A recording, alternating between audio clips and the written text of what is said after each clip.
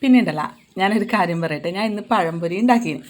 അപ്പോൾ പഴംപൊരി ഉണ്ടാക്കിയരാം. ഞാൻ സാധാ അമ്മ പഴംപൊരി ഉണ്ടാക്കും പോലെ മൈദയും പിന്നെ കുറച്ച് അരിപ്പൊടിയും ഉപ്പും പഞ്ചസാരയും എല്ലാം ചേർത്തിട്ട് ആ കൂട്ടത്തിൽ ഞാൻ വെള്ളത്തിന് പകരം കരിക്കും വെള്ളമാണ് ഒഴിച്ചിന്. കരിക്കും വെള്ളമോ തേങ്ങാ വെള്ളം എന്നാന്ന് ചോദിക്കുക. എനിക്ക് എന്താണെന്ന് വെച്ചാൽ ഇത് പറയാൻ കാരണം എനിക്ക് വീഡിയോ എടുക്കാൻ പറ്റിയിട്ടില്ല. കാരണം ഇന്ന് ഇവിടെ കറണ്ടില്ല. അതുകൊണ്ട് എനിക്ക് വീഡിയോ എടുക്കാൻ കഴിഞ്ഞിട്ടില്ല. അതുകൊണ്ടാണ് ഞാൻ ഇങ്ങനെ പറഞ്ഞത്. അപ്പം പഴംപൊരി കണ്ട നല്ല ക്രിസ്പിയാണ്, നല്ല തിന്ന് ബാറ്ററാണ്. ഇങ്ങനെ കട്ടിയാക്കാണ്ട് നല്ല നേര് ബാറ്ററായിട്ടാണ് കേട്ടോ ഞാൻ പഴം പൊരിച്ചിന്.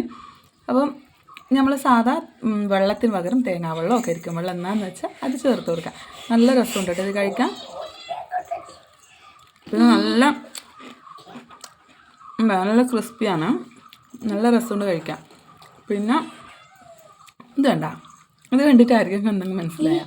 ഇതുണ്ടല്ലോ നമുക്ക് ബാക്കി വരുന്ന മൈദയില്ലേ, അതിനകത്ത് ഒന്ന് ഇപ്പോൾ ഈ പഴമെല്ലാം പൊരിച്ച് കഴിഞ്ഞിട്ട് ബാലൻസ് വരുന്ന മൈദ, അതിനകത്ത് ഒന്നെങ്കിൽ ഞാൻ ഈത്തപ്പഴം ഇടും, ഈത്തപ്പഴം ഉണ്ടെങ്കിൽ, ഇല്ലെങ്കിൽ ചെറിയ പഴം ഉണ്ടെങ്കിൽ അതിട്ടിട്ട് നേരിടും. അപ്പോൾ ഇത് രണ്ടും ഇല്ലാന്നെങ്കിൽ ഇതുപോലെ ആക്കും. വെറുങ്ങനെ മാവ് ഇങ്ങനെ ഒഴിച്ചിട്ട് ഇല്ല എണ്ണയൊന്നും കുടിക്കുമല്ലോ ഉണ്ടാവും. പക്ഷേ ഇത് കഴിക്കാൻ നല്ല രസമാണ്. ഇതെന്നാ ഉണ്ടാവും. അപ്പോൾ ഏതായാലും ഞാൻ ഈ പഴപ്പൊരി ഉണ്ടാക്കിയത് ചാടിക്കുന്നു.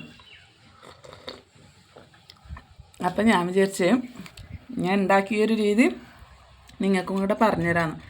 ഇങ്ങനെ ആരും ഉണ്ടാക്കിയിട്ടുണ്ടോയെന്നുള്ളത് എനിക്കറിയില്ല. പക്ഷേ ഞാൻ ഇതുവരെയും കണ്ടിട്ടില്ല ഈ കരിക്ക് വെള്ളത്തിൽ പഴം പൊരിക്കുന്നത്. അപ്പം ഉണ്ടാക്കി നോക്കാത്തവരുണ്ടെങ്കിൽ ഒന്ന് ഉണ്ടാക്കി നോക്കട്ടെ. അപ്പോൾ വീഡിയോ ഇഷ്ടപ്പെട്ടിട്ടുണ്ടെങ്കിൽ സബ്സ്ക്രൈബ് ചെയ്യാൻ സപ്പോർട്ട് ചെയ്യാൻ മറക്കല്ലേ. അപ്പോൾ ചാച്ച.